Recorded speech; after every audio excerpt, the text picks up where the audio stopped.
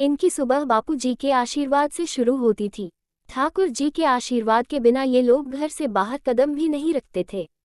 उनके हर फैसले में उनके बापूजी और बा की मर्जी जरूर होती है। ये परिवार का कपड़ों का बिजनेस था। अब आगे, श्री वीरानी ने कपड़ों का माल लाने के लिए जिस कंपनी से कॉन्ट्रैक्ट किया था वो मुंबई की बहुत बड़ी कंपनी थी, शाह टेक्सटाइल थी। पर इस महीने उनको माल नहीं मिला था। वो लोगों को आगे भी आदेश देते थे। वो लोग काफी परेशान थे। बापूजी ने फौरन अपने पोतों को मुंबई जाकर पता करने को कहा। वो तीनों को मुंबई जाने को कहा और पता करने को कहा। शाह भाई ने ऐसा क्यों किया? इस बार उनका माल क्यों नहीं आया टाइम पर? आज तक उनका माल आने में कभी देरी नहीं हुई थी, फिर आज क्या हुआ है? वो सोच में पड़ गए। इसलिए उन्हें अपने पोतों को पता करने को भेजा दिया। वही जब कियान को पता चला उसे भी अपने भाइयों के साथ उसे भी मुंबई जाना है, वो बहुत ही खुश हो गया। उसने फौरन वहां जाकर क्या क्या करना है पहले ही प्लान बना लिया था। वो कॉलेज स्टूडेंट था। पिछले 1 साल पहले ही उसका कॉलेज पूरा हुआ था और उसके दादाजी कहने पर उसने फैमिली बिजनेस में अपने भाइयों को असिस्ट करने लगा।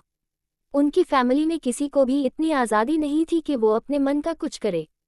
पर यह कोई ज़बरदस्ती नहीं थी, उसके परिवार के संस्कार थे जो चाह कर भी उन्हें कुछ भी गलत करके अपने बड़ों का दिल दुखाना नहीं चाहते थे। इसीलिए उन लोगों ने कभी अपने बारे में नहीं, फैमिली के बारे में ही सोचा था। वो बहुत खुश था। आज उसे भी अपने भाइयों के साथ मुंबई घूमने का मौका मिलेगा। वही जशन काफ़ी सीरियस नेचर के थे और जहां गुस्से के तेज थे।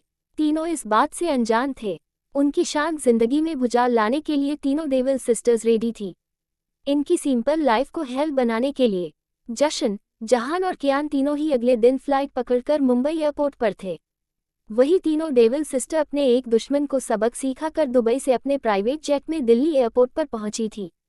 तीनों ने अपना अपना ब्लैक बिजनेस सूट पहना हुआ था। आज तीनों के फेस पर एक जंग जीतने वाली स्माइल थी। तीनों ने अपने फेस पर ब्लैक चश्मे लगाए हुए थे और उसके गार्ड्स उन्हें दूर से ही प्रोटेक्ट कर रहे थे, क्योंकि कामयाबी जितनी बड़ी होती है दुश्मन भी उतने ही ज्यादा होते हैं। वही जब वो बाहर निकली, वो तीनों अपने ही एटीट्यूड में चल रही थी। तभी कियान, जो सबसे छोटा था और थोड़ा सा नटखट था, वो अनजाने में ही अनन्या से टकरा जाता है। अनन्या जो उन तीनों बहनों में सबसे छोटी और सबसे खतरनाक थी। किसी को उससे टकराते हुए देखकर तीनों बहनों का गुस्सा 7वें आसमान पर था। वही उनके गुस्से से बेखबर किया तो बस अनन्या की खूबसूरती में ही खो गया था। पर जैसे ही अनन्या ने किसी मर्द को उससे टच करते हुए महसूस किया तो उसका गुस्सा 7वें आसमान पर था। उसने गुस्से से कहा, हाउ डरे यू?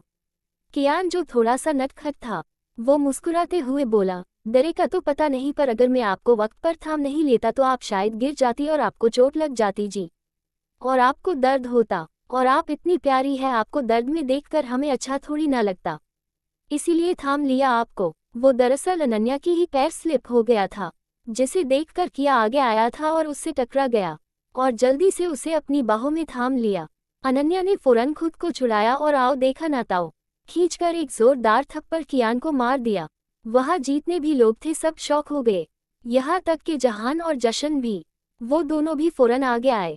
जशन उसे लड़की समझकर खुद को शांत करता है और कियान को ही पीछे लेता है, पर जहां गुस्से से बहुत तेज था। उसने गुस्से से कहा, how dare you to slap my brother? Kiyan भी अपने भाई को इतने गुस्से में देखकर खुद को नॉर्मल करते हुए बोला, भाई हम ठीक है और इन्होंने ने शायद अनजाने में ही हम पर हाथ उठा दिया होगा।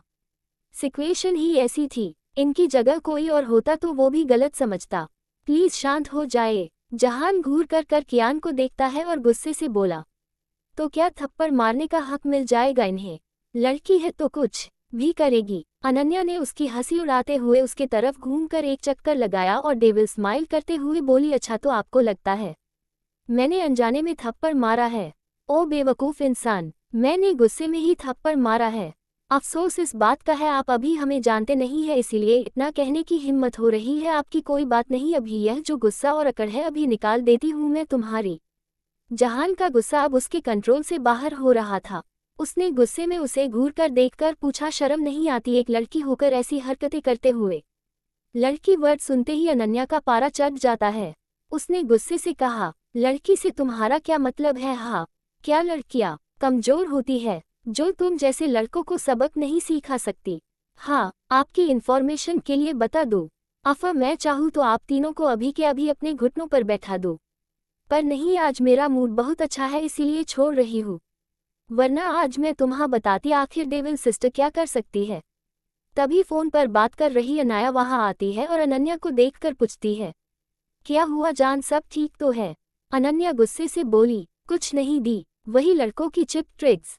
लड़की देखी नहीं राल टपकाना शुरू। अनाया भी अब उन तीनों को ही घूर रही थी।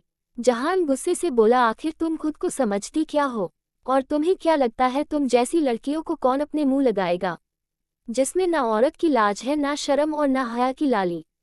और हमारे संस्कार इतने गिरे हुए नहीं है जो तुम जैसी लड़कियों को देखकर फिसल जाए, समझी? और खुद को इतनी इम्पोर्टेंस देना बंद करो। अगर तुम दुनिया की आखिरी लड़की भी हुई ना तो हम तुम इंटरेस्टेड नहीं होंगे, समझी? और हाँ, प्यार लड़कियों से किया जाता है, चुड़ैलों से नहीं। उसकी बात सुनकर कियान को भी हंसी आ जाती है। वही वो दोनों कुछ कहने को होती है, तभी उनकी सबसे बड़ी बहन अनु वह आ जाती है और सबको अवॉइड करके बोली, अनन्या और अनाया, आप दोनों यहाँ क्या कर रही हो? आप जानती है आपने पूरे 10 मिनट वेस्ट कर दिए। आप जानती है 10 मिनट की कीमत पूरा 10 करोड़। अब कौन भरेगा वो नुकसान? बोलो। वो सब उसकी बात सुनकर चौंक जाते हैं। वही जशन बस अनु की खूबसूरती में खो जाता है। अनन्या ने डेविल स्माइल करते हुए कहा, don't worry Dedu, I will pay. सब उसकी बात सुनकर शॉक थे। अनु बोली, that's good for you. Anaya बोली, दी वो शाह का मैटर क्लोज कर दिया है। अनु स्माइल करते हुए, चलो ठीक है, सुबह से कोई तो अच्छी खबर मिली। उसकी नज़र भी अब उन तीनों भाइयों पर पड़ी। उसने उन्हें देखकर गुस्से से पूछा, यहाँ क्या चल रहा था अभी? अनन्या ने स्माइल करते हुए कहा, नथिंग दी, मोम आ रही है, आप बस उन्हें हैंडल कर लो प्लीज। अनु हाँ कहने ही वाली थी, पीछे से उनकी माँ आती है और गुस्से से बोली, अनन्या आपने गलत किया है, आप सॉरी बोलो। सब उनकी बात सुनकर शॉक हो जाते हैं। अनु गुस्से से बोली, मोम आप ठीक है, आपने सोच भी कैसे लिया मेरी गुड़िया किसी को सॉरी बोलेगी? नीति जी मुस्कुराते हुए बोली, क्योंकि गलती आपकी बहन की थी और हर गलती करने वालों को सॉरी बोलना चाहिए, है ना Anu? Please like and subscribe my channel.